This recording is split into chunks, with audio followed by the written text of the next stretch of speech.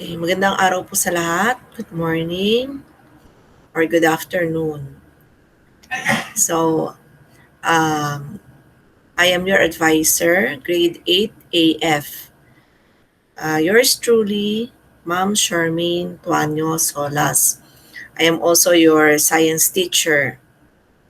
Okay, so for this video, I am going to present to you our homeroom guidance, lectures, and advising. Okay, so let me present to you.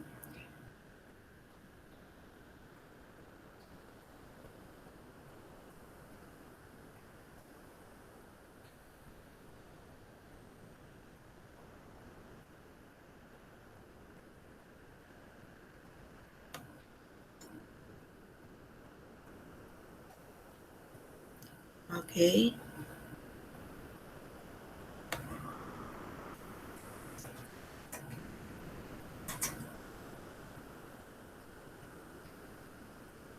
So please bear with me while we are discussing this one.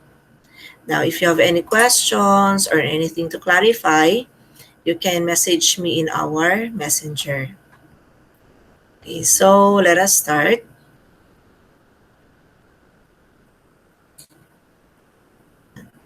So the first module is entitled Level Up Your Study Habits.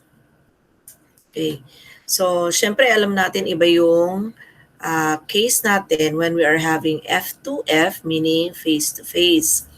Since nagkaroon nga ng COVID-19, we are in this pandemic where we are not allowed to do F2F, but we now are having a modular type of learning. And to some who are capable, they are having an online distance learning. Okay, so hindi naging madali ito sa atin dahil halos lahat ay nagkaroon ng pagbabago at nag-a-adjust sa pagbabagong to. Hindi lamang ang mga teachers, hindi lang din ang mga estudyante, but more of pati yung ating mga parents, yung mga mommies and daddies, okay, ang ating mga kapatid, yung mga ate, kuya, yung mga elders natin, or pati na yung ating mga guidance, no? Yung ating mga tagapangalaga. Okay. So, sabi nga natin, ang kagandahan lang sa modular learning, hawak natin yung oras natin. Tama po ba? Okay, kumbaga, nasa sa inyo kung kailan ka mag-aaral, sa umaga ba, sa gabi, o saan ka komportable. At ito ay babase sa kung anong oras. Kung ikaw ay mabilis sa mag-aral, kaya mo tapusin ng 30 minutes, 20 minutes, 10 minutes, di ba? Now, kung ikaw naman ay yung tipong gusto mong maaral itong mabuti, you can spend 1 hour per subject, or yung pag marami kang ginagawa, maybe 2 hours, or kung gusto mo mag-concentrate sa isang subject sa bawat isang araw, katulad ngayon, di ba? Meron tayong set A, may set B tayo. Sa set A, it is divided into 4 or 5 subjects. Sa set B, ganun din, 4 or 5 subjects. Nasa sa inyo yan na kung gusto mo, Monday, aralin mo muna yung, for example, science. Tuesday, yung math. Then Wednesday, yung inyong arts or yung inyong PE. Or and then pagdating ng Friday, andyan yung inyong TLE. And then pagdating na ng Friday, no, andyan na yung inyong other subjects like aralin panlipunan or kung ano pang meron kayong module. Pero kung kaya nyo tapusin, no, dahil sabi nga natin, mas gusto nyo magkaroon ng time para sa inyong family or para sa inyong sarili, nasa sa inyo yun, hawak ninyo. And then the rest of the days, whether Friday, Saturday, Sunday, will be for your family day or for your personal activities. Okay. So, in this module, meron tayong tatlong learning objectives, no? Na at the end of this module, we will be able to discuss yung ating mga practices or yung ating mga kinagawian kung paano ba magkaroon ng effective study habits. So, hindi lang siya basta study habits, kundi effective. Ibig sabihin, mabisa at epektibo na kung saan nagkakaroon talaga tayo ng pagkatuto. Hindi lang yung basta nagbasa, nagsulat, 'di ba? Tsaka alam naman natin ang mga modules natin ngayon, halos ang mga answers nasa sa likod na. So kung gusto natin mandaya na basta lang makagawa ng mga answer sheet at makapagpasa ng kumpletong answer sheet, bakit nga ba hindi na lang natin kopyahin yung answer key sa likod? Tama po ba? Pero kung gusto talaga nating matuto, we will take time para basahin yung mga bawat pahina ng module natin at sasagutan natin yung mga activity sheets. And then eventually, pagdating na matapos lahat natin to, tsaka natin ngayon i-compare do sa likod, ano yung naging answer niya sa answer natin. Bakit? Ba't kailangan i-compare? Para malaman, saan ba ako nagkamali dito? Ano ba dito yung tama? At kung nagkamali ka naman, tama po ba? Malalaman mo na ito pala yung dahilan, no? Bakit ito dapat ang sagot. Okay? And at least baguhin mo man yung answer mo sa papel, no problem. At least, 'di ba? Nagkaroon ka ng pagkatuto, realization. Hindi yung basta ka lang kumopya na hindi mo naintindihan bakit ganun ang mga sagot. Alright? Kasi eventually, pagdating na ng pagkatapos ng module na to or ng weeks na to, magbibigay si teacher ng summative exam na kung saan hindi nyo nahawak yung mga booklet na yan. Tama po ba? Kaya, no, importante rin na meron kayong notebook kung saan kayo nagtatala ng inyong mga pag-aaral sa bawat subjects para pag ganito may mga pagsusulit, meron kayong marireview or mababalikan ng tanaw para malaman ang mga tamang kasagutan or explanation. Okay, then, no, i-identify yung mga iba't ibang pamamaraan or the different ways in improving study habits. Siyempre, pag na-realize na natin na, meron palang mali sa aking mga ginagawa, no, maaring dahil dito, imbis na matapos ko ang isang bagay, hindi ko siya nagagawa ng tama kasi nadadivert or hati ang oras ko o yung panahon ko sa aking ginagawa. So, kailangan pala, focus muna ako sa isang gawain at pag natapos ko na to, at least successful ako at naging produktibo sa isang subject. And then, saka ako lilipat sa pangalawa. Okay? At sabi nga natin, mahirap talaga ang modular learning, hindi lang sa bata, kahit sa aming mga teachers, di ba? Kasi syempre, alam na natin, may mga obligasyon tayo sa ating pamilya at saka sa ating bahay. So, andyan yung maglilinis ka ng bahay, mag-aalaga ka ng kapatid mo, tama ba? And then, andyan pa yung baka kailangan mong magluto, or katulad ng ibang mga kaklase ninyo, may iba sa inyo, alam ko, sila ay nagtatrabaho na bilang tulong na rin, di ba? Para makabigay sila ng kanilang financial assistance, no, or financial help, pangdagdag sa mga gastusin sa araw-araw. Dahil alam naman natin sa pandemyang ito, bukod sa marami tayong kailangan bilhin or paghandaan, yung mga bagay-bagay na dati ay mura lang, tumataas na rin ang values. So, kumbaga, hindi talaga naging madali ang buhay natin. Tama po ba? Yan. Kaya, syempre, bilang pamilya, tayo dapat ay nagtutulungan. Okay? Pero, syempre, bilang mga mag-aaral, huwag natin kalimutan na ang prioridad pa rin natin, bukod sa gusto natin matulungan yung ating mga magulang, ating mga kapatid, yung pamilya natin, tulungan natin yung ating sarili. Tama po ba? Na tayo ay makapagtapos ng pag-aaral. Bakit importante matapos ang pag-aaral? Dahil, pansinin nyo, pag kayo ay nagkaroon ng trabaho or obserbahan nyo ibang mga kakilala nyo na nakapagtrabaho nga, pero pag nagkaroon na ng pandemya katulad nito, no? Or nagkaroon ng mga layoff sa mga opisina o kanilang mga pinapasukan. Sino ba ang unang tinatanggal sa trabaho? Hindi po ba yung mga taong walang natapos na pag-aaral? So, ito ang dahilan kung bakit kailangan tayong maging porsigido na meron tayong marating sa buhay. Para sa ganon, no, nagkaroon ng layoff sa mga tanggapan, hindi ka mapapabilang dun sa mga kailangan tanggalin. Or kung ikaw man ay isa sa mga natanggal dahil talagang walang budget yung iyong tanggapan, at least mabilis kang makakahanap ng trabaho at kaya mo makipag-compete, di ba? Kaya mo makipagpaligsahan para matanggap ka sa isang trabaho dahil alam mo ang iyong kakayanan at alam mong may tinapos ka. Kesa sa alam mong, hindi ako nakapagtapos ng ganito, ang dami mong inhibition, di ba? Ang dami mong fear, ang dami mong takot.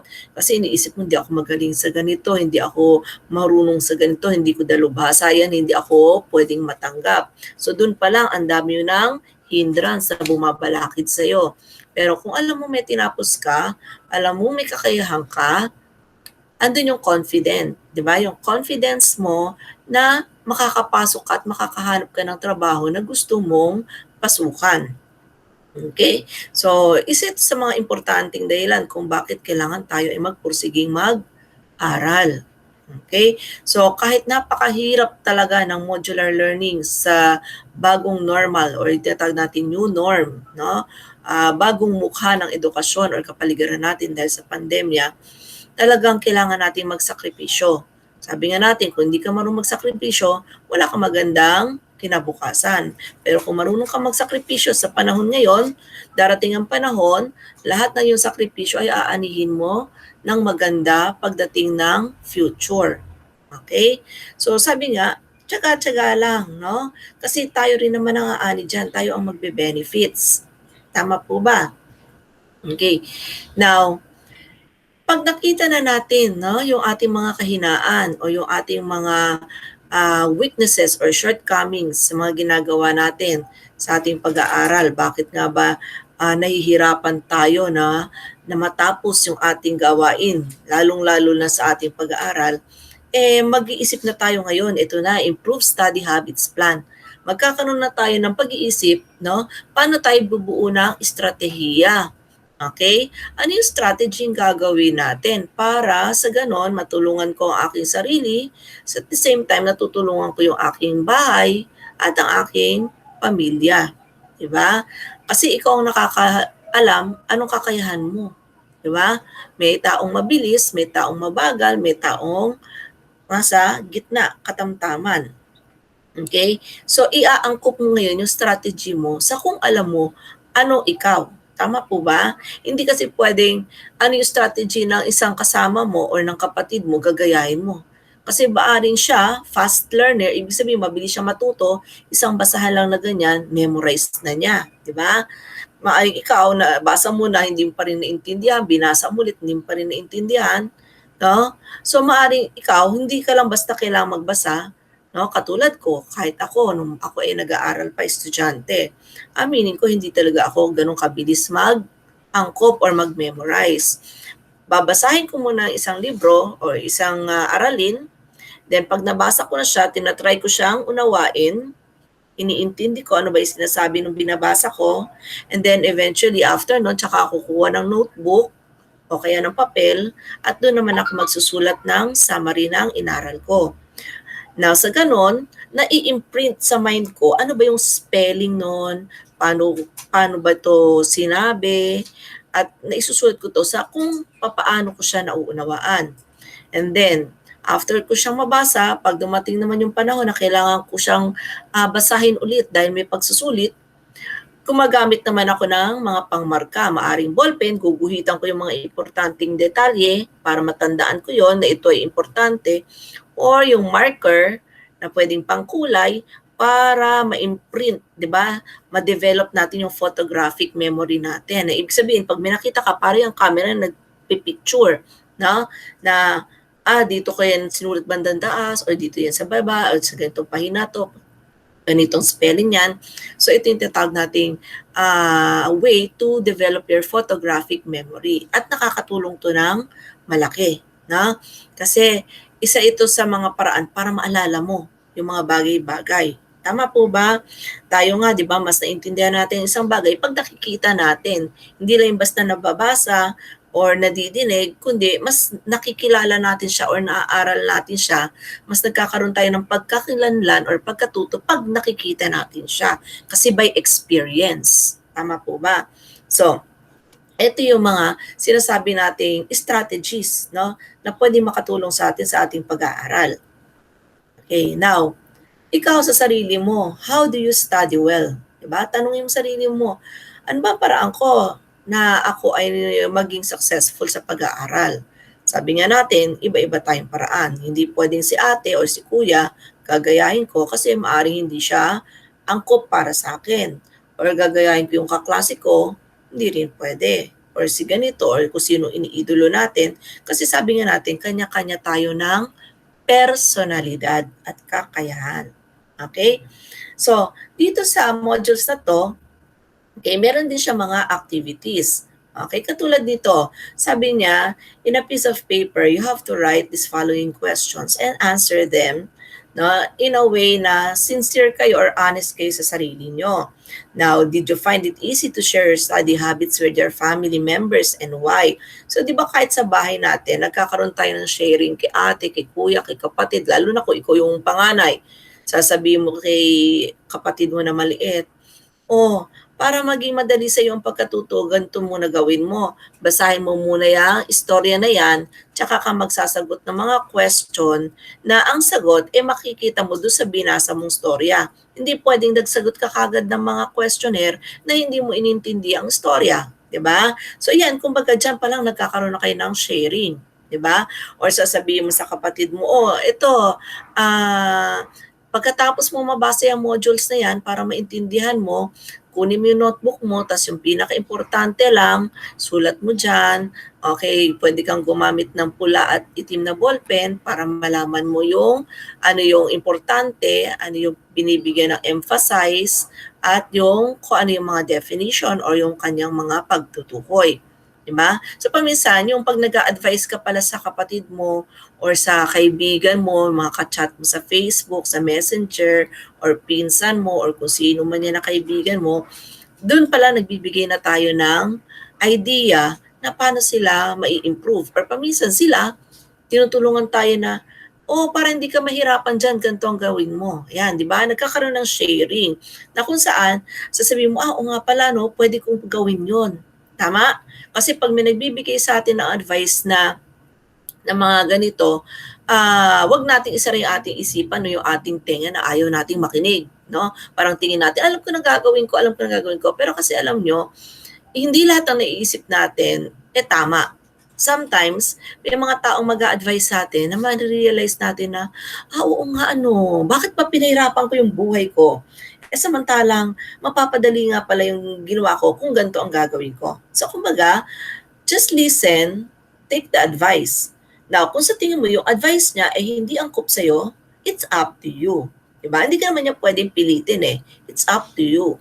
No? So, nasa sa'yo kung tatanggapin mo yon or hindi mo tatanggapin. Kung sa tingin mo makakatulong sa'yo, go ahead. Kung sa tingin mo hindi siya angkop sa'yo, no, hindi siya effective sa'yo, then it's just an advice. Tama? Okay. Now, how do you plan to improve your study habits during this time of pandemic?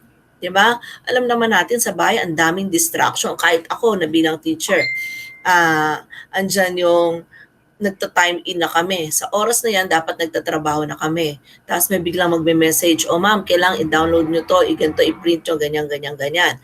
And at the time, di ba, gumagawa ako ng lesson ko or maaaring nag-check ako. So, mahihinto ako dahil may kailangan akong tapusin na mai-submit ko kagad sa school by internet. Or sabihin natin, nagtuturo ako, biglang may tatawag sa akin sa loob ng bahay. Oh, sasabihin, Charmaine, pwede ba? Alis muna ako, may emergency, pupunta ako sa butika. Bantayan mo yung ganito, may sinasaing ako, mayroon akong baka masunog ang bahay natin. Or sabihin ako, may meeting ako, hindi ko magagabayan yung anak natin. O, ikaw ngayon ang magbantay. O, di ba? So, syempre, andyan yung kailangan ko mahinto, magsastop ako, gagawin ko muna kung ano yung pinakiusap sa akin. Pero sabi nga, sa mga ganito, ito yung mga, kumbaga masasabi din natin, distractions. Tama po ba? Diba, kunwari, ikaw nasusagot ka ng activity mo. Kung kailan andyan ka na sa momentum mo na nagsasagot ka ng mathematics, biglang sasabihin ng nanay mo, Darcy, pwede ba pakikarga mo muna itong maliit na bata kasi kailangan ko pumunta ng palengke, bibili ako ng ganito. Okay, so ikaw syempre, paano ka ba naman magsasagot ng math kung meron kang buhat na bata? Di po ba? Syempre, kailangan babantayan mo yung bata. Ngayon, kasi kung bibitawan mo yung bata dyan, ikaw yung nagsasagot ng math, paano kung yung bata ay nadisgrasya? Pagbalik ng nanay mo, lagot ka ng bata ka. Tama ba? Yan. So, kailangan, no? Magkaroon tayo ng strategy. Alright? At saka, kumbaga sabi natin, kahit meron tayong na plano, kailangan capable tayong mag-adjust. Di ba? Hindi yung, ay naku, nasira ng oras ko, hindi ko na magagawa to, sa kanayan, hindi ko na yung gagawin. Kasi ganito, ganyan, ganyan, ganyan, ganyan. No? So, hindi naman ganon. Sabi nga natin, kailangan maging flexible tayo na kung meron man tayong dapat na ginagawa, dapat capable tayong mag-cope up, no? Na o sige, alagaan ko muna tong kapatid ko. Pag dumating si mama, tatapusin ko yung science ko. So yung science ko, dapat ganitong oras, matapos ko siya. Pero dahil nga si mama hindi kagad dumating, a-adjust ko siya. Tama ba? So nasa sa inyo yan, no? At saka nasa strategy nyo yan kung paano nyo padadaliin yung dapat yung ginagawa. Tama? Yan. So, may study habits, no? Tanungin natin, effective ba or not effective ba yung mga pinaggagawa ko? So, sa inyong modules, may mga gantong tanong, no? At sinabing, lagyan ng check kung tama sa tingin niyo yung gawain na to, at lagyan naman ng no dun sa column kung ito naman ay hindi nakakatulong. Katulad ng number 1, no? Sabi, bring everything including those you don't need to school. So sa atin, dahil nga wala naman tayo sa school, ibig sabihin, kung ikaw ay nag-aaral na, sa tabi mo, andyan na yung modules mo, notebook mo, papel mo, ballpen, pang kulay, or kung ano pa yung kailangan mo sa art mo, sa mape, no? Syempre, kailangan within the reach mo na yung mga kailangan na gamit mo. Hindi pwede yung nakaupo ka na dyan, ay teka, nakalimutan ko yung gunting, ganito pala. No? Tatayo ka na naman. Alam naman natin, once tumayo tayo, paminsan, kahit ang iniisip natin, gunting lang, nadaan ka sa kusina, kumain ka na tuloy ng chichirya, no? O nadaan ka sa bintana, tapos tinawag ka ngayon ng kamag-anak mo, ng pinsan mo, or kung sino dyan, halika, bumaba ka muna dito, maghalo-halo tayo. Diba? Kumain tayo. Nawawala. Pero pag andyan na lahat ng kailangan mo sa paligid mo, kumbaga, continuous or maganda yung daloy ng ginagawa mo kasi hindi mo na kailangang tumayo-tayo, maglakad or kung saan pa man na pwede makasira ng ating focus sa ginagawa natin. At paminsan nakakalimutan natin, ay, o nga pala, no, kaya pala ako tumayo kasi kailangan ko kumuha ng gunting. Di ba? O baka mamaya wala ka namang ganito. Kailangan po palang pumunta sa kapitbahay para manghiram ng gamit. Diba? So sabi nga, pag ikaw ay mag-aaral, lahat na kailangan na sa tingin mo, kailangan mo, lagay mo na dyan siya sa tabi mo or within your reach. Ha? Okay, then, cramming for test or project. Ayan, ang dami kong nakikita niya noong face-to-face. Diba? Kahit binigay na ni teacher ng isang buwan, 2 weeks, 1 week, no? Kung kailan yung oras na dadating na si teacher, tsaka ka ngayon nangangarag gumawa, no? Imbis na nakikinig ka sa math mo or sa science mo, nagugupit ka ng art paper, nagdidikit-dikit ka ngayon dyan kasi may ipapasa ka sa TLE or sa MAPE. Or yung iba, gagawa sila ng tula or ng kung anong essay para sa science, sa English nila or sa Filipino or sa AP, no? So sabi natin, ang daming ganyan, di ba? O, totoo yun. Gawain natin yun, di ba? Na kung kailan ipapasa, tsaka mo kinukuha yung oras ng ibang subject mo na hindi ka nagpe-pay attention sa teacher kasi busy ka na gumagawa ng assignment or ng project mo. At syempre, yung mood mo nun dahil natataranta ka na, mainit ang ulo mo, di ba? Na mamaya meron kang kaklase, kinalabit ka lang, bigla mo nang sinampal. Tama ba? Kasi sabi mo, ano ba, abala ka, nawawala ako sa ginagawa ko. Or umiinit ang ulo mo kasi nagko-concentrate ka nga doon sa kinakraming mo. So, dapat, no, kung may binigay sa inyong bagay na dapat yung gawin, wag mo sabing, ay, saka na lang kasi parang wala pa ako sa mood. Manonood muna ako ng Korean novela ko. Mamaya na lang, pupunta muna ako dyan, maglalakad-lakad ako sa bukid. No, mamaya na lang kasi sasama ako si ganito, magmumotor muna kami. 'Di ba? So, kumbaga sabi nga, maglaan ka ng oras at no, lahat ng kaya mong gawin kung pwede mo siyang tapusin agad-agad, mas maganda. Para after mong matapos yung mga obligasyon na yan, no, wala ka nang iisipin na may kailangan akong gawin, kakabahan ako, iinit ang ulo ko, may irritable ako. Kasi alam mo yung araw na yun, nakalaan na lang para mamasyal ka, para mag-bonding kayo ng pamilya mo, or ng kaibigan mo, di ba? Yan. So, mas masarap yung gano'n, di ba? Yung ginagawa mo yung gusto mo na wala kang iniintindi na pwedeng nagpapakaba sa'yo or nagpapainit ng ulo mo. Okay. And then, number 3, getting a good night's sleep. Yan. So, may iba sa inyo nahuhuli ko, no? Gabing-gabi na, nagchat-chat pa. Yan. Di ba? Sa umaga, tulog na tulog hanggang 10 o'clock, hindi mo maabala. Pero pagdating ng 12 o'clock, 1 o'clock, 2 o'clock, may nagchat-chat pa, no? Kaya tuloy pagdating ng umaga, hindi nakakagising agad. And, no, 'di ba, pansinin natin, pag hindi ka kaagad nakatulog, kinabukasan paggising mo, kahit sabihin mong 12 hours kang natulog or 10 hours kang natulog, although 8 hours lang naman talaga ang required sa atin sa pagtulog, parang mabigat pa rin yung katawan mo. Tama ba? Kasi andun yung pinuyat mo yung sarili mo eh. 'Di ba? Kaya pag hindi tama yung tulog mo, yung tama ng oras ng pagtulog mo, paggising mo, yung katawan mo parang ang bigat pa rin, ang sakit ng muscles mo, masakit ang ulo mo, no? At saka yung mood mo parang hindi gano'n ka ayos. Tama ba? Kaya sabi nga, no, tayo ay matulog ng maayos at sa tamang oras. Ano nga ba ang tamang oras? So, syempre sa ating mga bata, dapat sana, no, kung 6 o'clock or 7 o'clock kumakain na kayo, sana ay 8 o'clock, no, kayo ay makapahinga na. Hindi man kagad kayo makatulog, at least 9 o'clock nakapikit na kayo. And then matutulog ka na niyan, so sabihin natin 9 o'clock, tama po ba? At sabi natin na 8 hours ang sleep, so 9, so 6, 7, 8, tamang-tama, alas 6 ng umaga. 'Di ba? Alas 6 ng umaga, 8 hours na 'yon.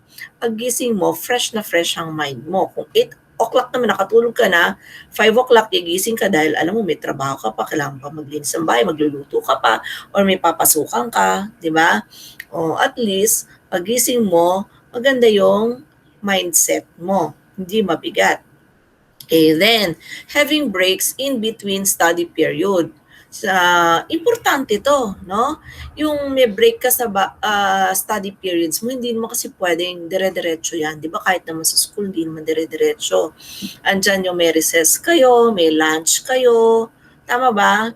Oo, kasi, kung dire-diretso kang babasa, susulat, ganyan, masakit din sa ulo, tama? Hindi lang siya masakit sa kamay, masakit sa mata, masakit sa ulo, mabigat sa katawan.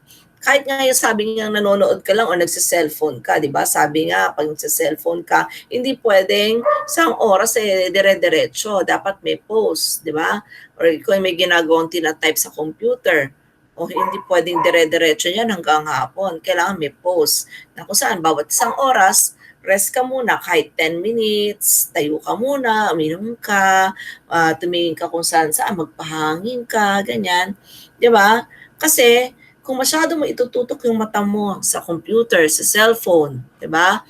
Bukod sa nakakalabo 'to ng mata, dito yung nagiging reason kung bakit nagkakaroon tayo ng migraine. Kasi yung radiation na tinatanggap natin dito sa mga gadgets na 'to, or kahit sabihin natin TV lang 'yan, 'di ba? Kahit nga TV, bawal tayong dire-diretso. Kailangan talaga may pahinga. Okay? Now, after that, okay, so making a schedule on things that need to be accomplished, no? So, kailangan talaga may schedule tayo kasi kung hindi tayo magpaplano, sabi nga natin, hindi tayo magiging successful, 'di ba? Andiyan yung gigising ka, o dahil wala kang plano, sige nga, maglilinis muna ako. After ko maglinis, sige, kakain muna ako. Or kakain muna ako, tapos saka ako maglilinis. Tapos nun, pupunta ako ng palengke, o to, ganito, ganyan, ganyan, ganyan. Tapos ang dami mo nang naisip-isip, tapos dumating yung kaibigan mo o kamag-anak mo, niyaya kang mag-lamierda, di ba? Niyaya kang mamasyal. Tapos andiyan na yung pagdating mo sa bahay na dapat mag-aaral ka na, inutusan ka naman ng nanay mo, kailangan mo na magluto, ganyan, ganyan, or maglaba ka nga anak, o magplansya ka nga, kasi ganito, wala nang gagamitin na damit ang mga tatay mo sa pagpasok niya, or kung ano-ano pa. Hanggang sa, no, napagod na yung isip mo, napagod na yung katawan mo, pagdating ng gabi, kahit gusto mong mag-aral, hindi mo magawa. Bakit? 'Di ba? Kasi nawala na yung mood mo sa pag-aaral. Andiyan yung isip mo, pagod na ako, gusto ko na matulog, o ganito, 'di bali na bukas na lang. No? And then kinabukasan, ganun na naman, routine, walang plano. Sasabihin mo na naman, ay, bukas na lang, total sa Monday pa naman yan, ano. Hanggang sa nakita mo na, ay Diyos ko, bakit ganito pala ang math? Akala ko 2 modules lang, 6 na modules pa lang aaralin ko. No? At buti sana kung math lang ang subject mo dyan sa module bag na yan. Diba? Andyan pa yung PE ninyo, ang AP ninyo, ang English, ang math, ang science, at kung ano-ano pa. Kaya kailangan, di ba, pagka tinanggap nyo na yung module bag ninyo, tignan nyo kagad, buklatin nyo. Ano ba dyan yung mga subjects ninyo?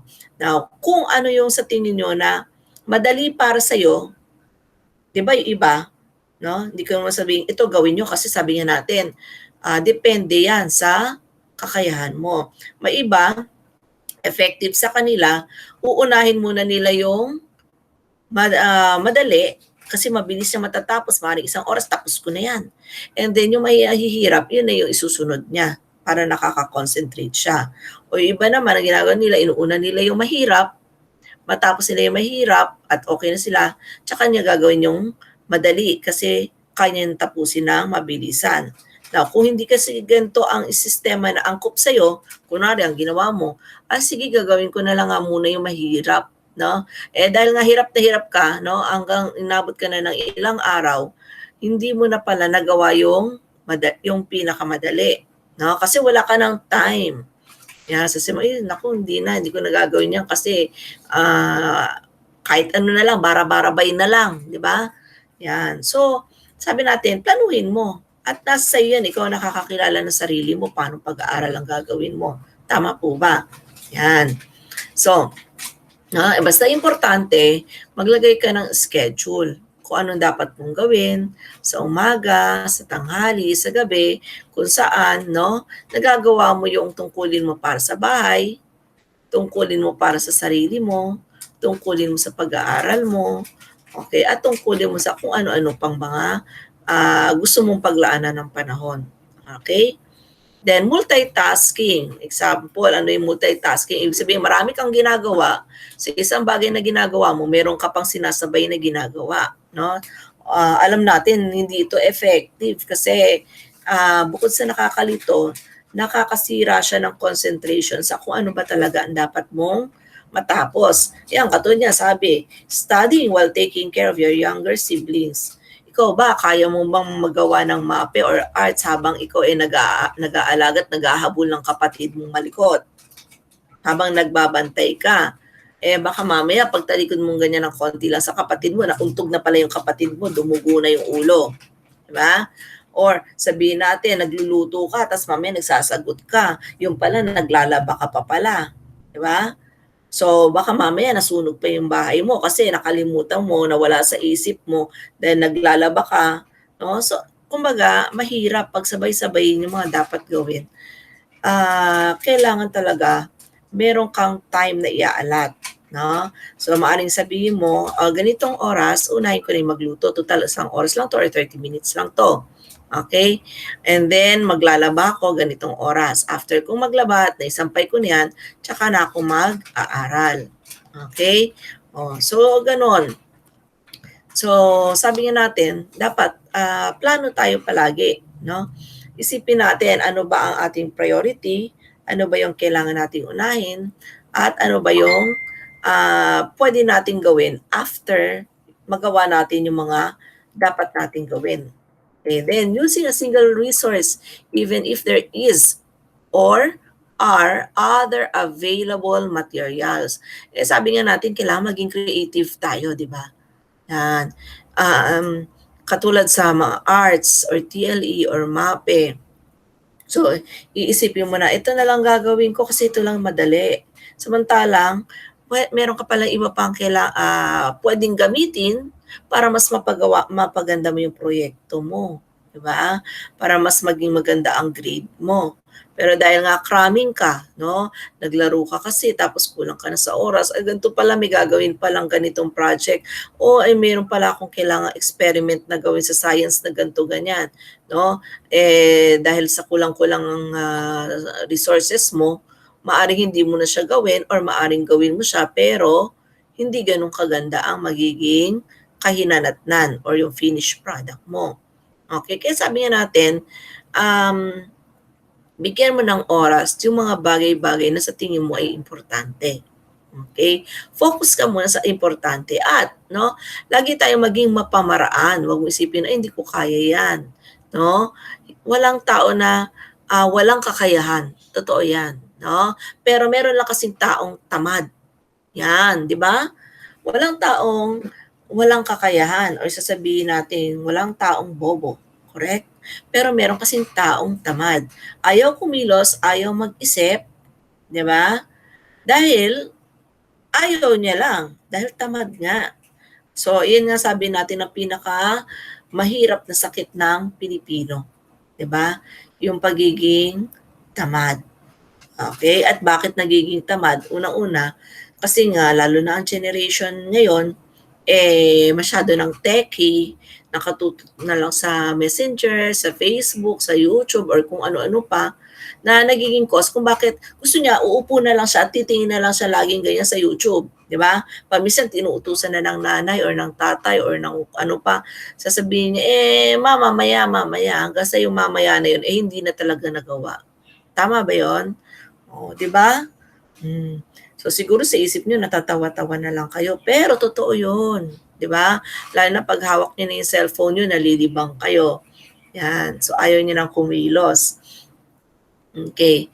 So iwasan natin 'yon, 'no? Kasi sabi nga kung palagi tayong tamad, palagi tayong may excuse, walang mangyayari sa buhay natin. At isipin natin na hindi habang buhay kasama natin yung mga magulang natin, si mama, si papa, or hindi natin lagi kasama si lolo, si lola, sila ate, si kuya, or kung sino man ang guardian natin, no? Nagagawa ng mga bagay-bagay na dapat kayo ang gumagawa. Alam naman natin yan na, mama, hindi ko kayang gumawa nito, ikaw na gumawa. O, siyempre si mama, ayaw niyang mahuli ka. 'Di ba? Ayaw niyang malamangan ka, ayaw niya na wala kang score. So ang gagawin ni mama, siya na gagawa, tama ba? Tapos ikaw nagse-cellphone lang pala, 'di ba? Oh. So kailangan 'no, tulungan natin yung sarili natin. Sabi natin nga, ang mga bata mas maraming kakayahang gawin ang mga bagay, 'no? Dahil kayo ay mayroong mga creative mind at saka kayo ay kumbaga ay idealistic pa, no? Na pag sinabi natin idealistic, marami kang iniisip na from the word ideal, creative, beautiful, wonderful, no? Yung pinakamagaganda, the best thinking and thoughts na kaya nakakagawa ka ng mga bagay na talagang nakakagulat, no? Or nakaka-surprise na, wow, ang ganda. Di ba? Hindi katulad siyempre ng mga may edad na, kung ano na kasi ang kinagisnan niyan, simula nung bata siya, hanggang sa lumaki siya, yan ay ini-apply niya. Pero kasi kayong mga bata, very imaginative pa kayo. Di ba? Kaya dahil very imaginative pa kayo, creative kayo. Tama ba?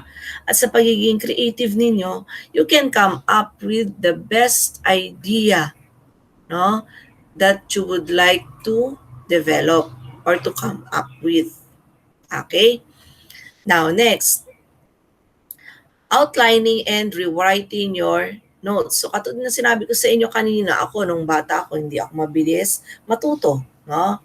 Hindi ako yung isang basa lang natutunan ko na. So ako, uulitin ko siyang basahin kahit 5 beses pa yan mabasahin, kailangan kong basahin. Tiyagaan lang talaga and then I need to write it down. Para talaga matandaan ko siya, kailangan ko siyang isulat. Yan. Kasi ang pagsusulat, bukod sa it helps you develop your photographic memory, Okay? Nakakatulong din to na ma-recall nyo yung tamang spelling. Tama? At napaka-importante niya, no? Yung tamang spelling. So, writing, okay, is very important tool in learning. Take note, ha? Writing is a very important tool in learning. Kaya wag tayong tamad sa pagsusulat. Okay? Ako, nung bata ako, talagang nakakatatlo or dalawa akong notebook para sa isang subject. Kasi, sabi ko nga, I can only learn when I rewrite things. Okay? And I would like to help myself. Gusto kong tulungan ang sarili ko. Alright? So, sana kayo din, no? Tulungan niyo yung sarili niyo. Huwag tayong umasa sa mga matatanda o yung mga tumutulong sa atin kasi darating ang panahon, wala na sila dyan sa paligid natin at kailangan na natin gawin yung mga bagay na yan na tayo lang. Okay? So, kaya kailangan ngayon pa lang, gawin mo na yung mga bagay na yan para ma-develop mo yung skill mo at kung hindi ka naging effective or successful sa ginawa mong paraan, at least natuto ka, kaya mo ulit-ulitin yon sa iyong pagkatuto na i-improve mo. No? Yung mali mong ginawa at magagawa mo na siya ngayon ng tama. Okay? Then, practicing performance tasks by yourself and or with your friend. So alam naman natin, may iba dyan magkakapitbahay lang. O kahit sabihin natin hindi mo sila kapitbahay, andyan naman ang messenger. Pwede kayong mag-video call. Tama ba? Okay, tapos pwedeng kayong dalawa nagtutulungan, magpa-practice kayo. Yan. So hindi lang naman sa friends, classmates, kahit sa kapatid mo o sa nanay mo, sa tatay mo, or yung kabarkada mo, 'di ba? As long as talaga nag-aaral kayo, ha. Baka mamaya sasabihin mo, nanay, mangangapit bahay lang, punta ako kay ganito, magpa-practice kami na mag-review. Yung pala pagdating doon, iba na ginagawa nyo, di ba? Okay, so kailangan ko ano yung totoo at yung talagang kailangan yung aralin o i-practice, yun talagang gagawin nyo. Okay, then, staying awake late at night to review. Tama ba to? Staying late at night. No, nagpupuyat ka sa kaka-review. Okay. Sabi nga natin, pag ikaw nagre-review at pagod ka na, simula umaga hanggang hapon, hindi lang sa obligasyon sa pamilya mo, sa bahay mo, at kung ano-ano pang mga bagay na pinagagawa mo. Sa tingin mo ba yung mind mo nakakondisyon pa para mag-aral? Siyempre hindi na, di ba? Ako noon, pagka ganyan, tutulog ako na maaga. And then, saka ako gigising ng madaling umaga. Sa akin, effective yon. Gigising ako ng 3 o'clock or ng 4 o'clock, tsaka ako nagbabasa. But I make sure na complete ang sleep ko. No? Para pag gumising man ako, hindi ako yung aantok-antok na masakit ang ulo o walang energy, kundi paggising ko, full of energy ako. Maganda ang kondisyon ng mind ko. And once na nag-memory ako or nag-memorize ako, mas mabilis siyang pumapasok sa utak ko. Okay? Kasi nakakuha nga ako ng tamang rest. 'Di ba? Yung tamang pahinga. Kaya yung mind ko, 100% boost up siya ng energy at active ulit yung kanyang mga synapses or electrons. Okay? Then, no, studying while the TV or radio is on. Yan. So, hindi natin masasabing mali to, hindi rin natin masasabing tama to. Kasi depende yan. Diba? Meron kasi tayong mga tao na left active ang mind at meron din naman silang right active ang mind. Diba? Yung ibig sabihin, may ibang tao, makakapag-aral sila kung sila ay or mas mabilis silang nakaka-memorize kung may nadidinig silang music. Kasi na-activate yung certain hemisphere ng brain nila. So lahat ng brain niya ngayon ay gumagana. At sabi nga natin, ang brain nyo ay mas active or mas mabilis maka-memorize pag lahat ng hemisphere ng brain mo ay gumagana. Diba? So, yung iba nanonood, nag-glance-glance lang or gusto niya ng picture, ganyan. habang nakikinig, yan, para kumbaga nagiging active yung kanyang synapses sa brain and then nagme-memorize. May iba nakikinig sa music. Now, pagdating naman sa music, huwag naman yung music na pang headbangers, no? Ibig sabihin yung hard rock. Okay? Kasi baka imbis na nakapag-review ka, hindi na ikaw nakapag-review kasi sumakit ng ulo mo. Nag-migraine ka na dahil sa lakas ng music, dahil sa lakas ng tambol, or sa sobrang bilis ng beat. Dapat daw, pag ikaw nag-aaral, ang music mo, malumanay, maaring nature, maaring relaxing, di ba? Yan, para yung takbo ng mind mo, okay, kinakalma niya, and at the same time, magiging madali sa iyo yung pagre-review. Okay. Then, no, utilizing memory games, no? Ito yung mnemonic devices. O yung iba mabilis kasi silang matuto or mag-memorize pag gumagamit sila ng mga memory games. Katulad sa spelling, or yung iba yung sentence construction, or yung iba sa math. Di ba may mga ganyang application sa internet? Tama po ba? Yan, meron din naman sa science, no, na kung saan may mga memory games, may mga application. So, ito ginagamit lang naman pagka gusto mo mag-review. I-test ang sarili mo kung kaya mo bang gawin to in a span of time. Dahil karamihan ng memory games or mnemonics na to ay may time-bound na kailangan i-obtain mo within a certain period. Okay? Then, no, categorize the study habits, whether they are effective habits or ineffective study habits. Alamin mo, yung mga ginagawa mo ba, effective ba to o hindi naman siya effective?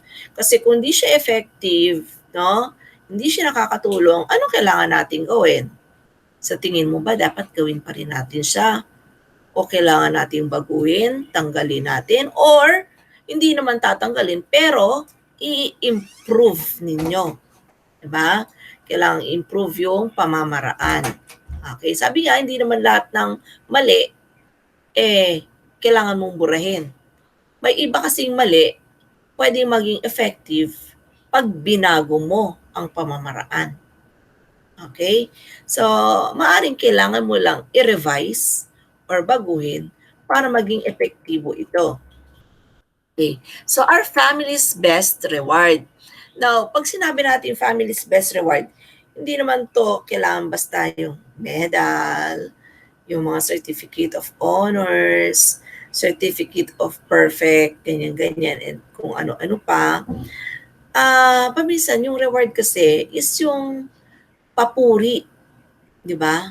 O yung appreciation na tinatanggap natin sa ating mga magulang. Okay, sabi nga na rin sa atin din ng mga magulang, no, yung mga nanay, tatay, yung mga kapatid, huwag tayo laging maghanap ng material na bagay para masabi nating magaling ang ating anak. Na kung wala siyang medal, ay, wala. Hindi matalino, hindi mo napupurihin, no? Pero dapat kasi, gaano man kasimple ang ginawa, no? Basta alam yung nag-effort yung anak natin, bigyan natin sila ng appreciation na kung saan para tong reward na, wow anak, ang galing-galing mong kumanta. Wow anak, nakasali ka sa tula. So kahit hindi siya nanalo, di ba, as first prize sa tula, pero alam mo nag-effort siya, yung palang point na nakasali siya, ibig sabihin napili siya dahil magaling siya. Di ba? So doon pa lang dapat praise na natin siya na, wow, ang galing mo naman anak, no? Napili ka ni teacher. Okay? So, dapat pupurihin na natin sila sa ganong mga pagkakataon. Okay? And, sabi nga natin, never get tired or never ignore giving appreciation, especially to your family. No? Hindi lang sa bata na nag-aaral, di ba? Kahit naman sa magulang natin. Parang ang ganda ng pakiramdam ni tatay na pag sinabi mo, wow tatay, talagang love na love mo kami kasi kahit ang hirap ng trabaho mo, paminsan may sakit ka na, pinipilit mo pang pumasok kasi iniisip mo yung ating pangangailangan. O kaya si nanay, alam naman natin ang daming sakripisyo ni nanay, di ba? Na superwoman na nga siya. Kasi bukod sa kailangan niya mag-alaga ng anak, andyan yung kailangan niya alagaan yung kanyang bahay, kailangan niya rin alagaan ng kanyang asawa, syempre si tatay, di ba? Tapos, andyan yung mga kailangan niyong gawin na mga household chores, maglaba, magluto, maglinis, tapos mag-aasikaso pa siya ng anak niya, magtuturo pa siya, 'di ba? Napakahirap noon. Pero sabi nga natin, huwag niyo lang antayin ng Mother's Day para bigyan siya ng appreciation, 'di ba?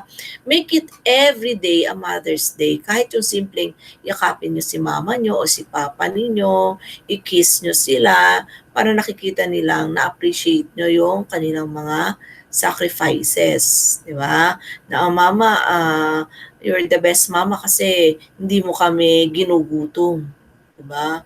O kaya nagluto mama mo ng pagkain. Wow, ang sarap naman ito mama, no? Kaya gustong-gusto kong ikaw nagluluto. Kasi nakakawala ng pagod pagka kumain na kami ng luto mo, di ba? Yan. So, kumbaga, hindi lang si mama o si papa laging nag-appreciate sa inyo. Kailangan kayo din marunong kayong mag-appreciate sa mga even the small things that they are doing for you. Para at least alam nilang na-appreciate niyo yung mga sacrifices nila, no matter how small or big it is. Now, ganun din sa mga parents, yung ating pagbibigay pansin sa kanilang ginagawa, mapamaliit, mapamalaking bagay, napaka-importante yan. Kasi iyan ang nagbibigay push sa ating mga anak para magpursige pa sila. Diba? Hindi yung, ay, ang pangit naman anak ng ginawa mo. Wag ganon, di ba? Kundi sabihin mo, anak, ang ganda naman ng gawa mo. Pero siguro, pwede ka pang gumamit ng ibang materyales para maging mas pinakamaganda yung gawa mo. Di ba? Kumpara sa mga gawa ng kaklase mo. Kumbaga, minomotivate mo sila.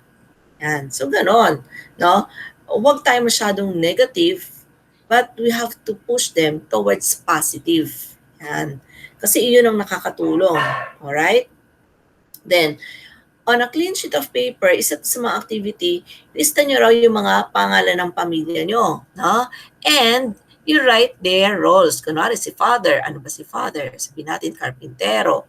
Si mommy, ano ba si mommy? Housewife. Diba? Or maaring si mommy, nagbi-business, may tindahan, or nagtitinda sa palengke, or si mommy ay entrepreneur na nagbebenta ng mga garments or mga gamit, 'di ba, sa Facebook. Ayan, alam naman natin napaka-powerful ngayon ng Facebook kasi bukod sa nahahanap nito yung mga nawawala nating mga kaibigan, kamag-anak, or mga sa buhay, sa panahon natin ngayon, nakakatulong na rin to para tayo kumita, 'di ba? Post mo lang dyan na meron kang ganitong mga t-shirts, shorts, tapos alagay mo, PM me for the price. O, nagkakaroon ka na ng kita. Di ba? Yan. So, ang tawag nila natin doon ay entrepreneur. Yan. Socially, di ba? These are small-time businesses that eventually pwedeng lumaki. Diba? Everything starts with small things at pag nagiging successful, yan yung lumalaki until hindi mo alam pagdating pala ng panahon, meron ka ng pinakamalaking mall, no, or store para sa mga binebenta mo. Tama ba? Yan. Then, kunwari si kuya mo, ano yung ginagawa niya? Nag-aaral din, no? O si kapatid, si ganyan, si baby, anong ginagawa ni baby? Alam naman natin ginagawa ni baby, di ba? Yan. So, list down the family members and the roles. Ano abang role nila? Di ba? At kahit naman si baby, baby lang, hindi mo lang sasabihin wala yang magandang dinulot. Dahil si baby, aminin man natin at hindi, nakakapagpalibang sa atin. Lalo na pamisan, galit na galit ka na, feeling mo pagod ka na. Tapos biglang nakita mo si baby na may ginagawang something, di ba, na kahit ikaw talagang matatawa ka sa ginagawa niya, kalokohan man yan or what, pero natatawa ka. Kumbaga, natatanggal yung stress mo sa araw na yon. Yan. So, it's helpful pa rin. Tama? Yan. Then, ask each member regarding the best experience or academic award received during the school days or any appreciation they got when they are still young. So, ano yung mga appreciation yan? Sumali sa Mr. and Miss Muse or escorts or career days or kung ano-ano pa na talagang ipinagbuti niya at naging maganda ang performance niya. No? Yan. Sa panahon natin ngayon ng pandemya, hindi na maganda yung sabi nga natin, hindi lang sa pamilya, kundi kahit sa lahat ng taong kakilala natin, kilala o hindi kilala, huwag tayong maging negative. No? Do not insult, huwag tayong mang-insulto, or huwag tayong mamahiya, or huwag tayong manira, no, ng kapwa natin, or magsalita ng hindi maganda sa kapwa natin, mga panirang puri, kasi hindi naman ito nakakatulong. At lahat yan, bumabalik sa nagsasalita, hindi yung sa sinisiraan mo. Hindi siya nasisira, kundi yung nagsasalita. Tama ba? Na, ang pangit naman na ugali ng taong to, walang ginawa kundi manira at mamuna ng mga ano. Kahit naman siya, diba? Hindi naman siya perfect. Yan. So, instead magbigay tayo ng mga negative feelings or thoughts sa ibang tao, give them appreciation. Diba? Na, alam mo, kahit na gay siya or bading yan, napakasipag ng taong yan at saka maasahan. No? Napakamaabilidad. Yan. O yung taong yan, huwag mong ismuli, no? Kasi maganda ang puso niyan, no? Palatulong yan. At pagka may kailangan ka, no? Hindi man siya ang diretsong tumulong sa'yo, makakahanap siya ng pwedeng tumulong sa'yo. Alright? Okay. So, positive tayo lagi. Okay? Huwag tayong magpintas na, ang pangit ng damit niya or ganito, o pangit ang mukha niya, ang kutis niya o ganyan. Huwag tayong ganon, di ba? Yung mga one way of bullying other people, it's not helpful. Tsaka alam naman natin, di ba, may mga palabas na rin na pinapakita. Lalo kasi sa mga teenager ngayon, ang hilig mambully, di ba? Kasi parang ginawa nilang katuwaan or parang sa kanila nasisiyahan sila doon, pero mali yun, di ba? Kasi like for sa mga ilang movie na nakita na natin, dahil sa pambubuli, may mga bata or taong nagsisuicide or nagpapakamatay. Kasi andyan yung nabubuo yung anger, bitterness, at saka yung self-pity. Nagkakaroon sila ng depression or anxiety. So, instead na maging negative tayo, dapat we have to stay positive, di ba? Kasi sabi nga ni Lord, everything that is happening here on earth is just a test. Isang pagsubok lamang. So, nasa sa inyo yan, kung ipapasa mo yung test na yan, magiging mabuting tao ka ba or magiging masamang tao ka ba? Tama ba? Okay, at kung naging mabuting tao ka, then you can be with our Creator after you have your physical body, no? Na matapos ang kanyang tungkulin dito sa lupang ibabaw. Okay? Kaya sabi nga, ang pinaka-importante is the soul. Kasi ang soul natin ang haharap kay Lord. Tama ba? Okay. So, kailangan alagaan natin na maging pure tayo, na maging malinis yung ating soul para pag umanap tayo kay Lord, karapat dapat tayo. Tama? At hindi yung pinabayaan natin yung ating soul dito, pati yung ating katawang lupa, and then eventually after you die, everybody believes, di ba? Lahat. Meron bang hindi naniniwala na after mong mamatay, your soul will go either to heaven or to hell. Di ba? So, dalawa lang yan. Kung naging mabuti ka, sa heaven ka. Kung naging masama ka, okay, sa hell ka. Okay? So, sabi natin, stop being negative, stop being foolish, but become more positive, become more appreciative, and always be the good one. You do what is according to the will of the God. Okay. Then let them identify their strategy or study habits that make them receive such award. Okay. Ano ba yung ginawa nila strategy?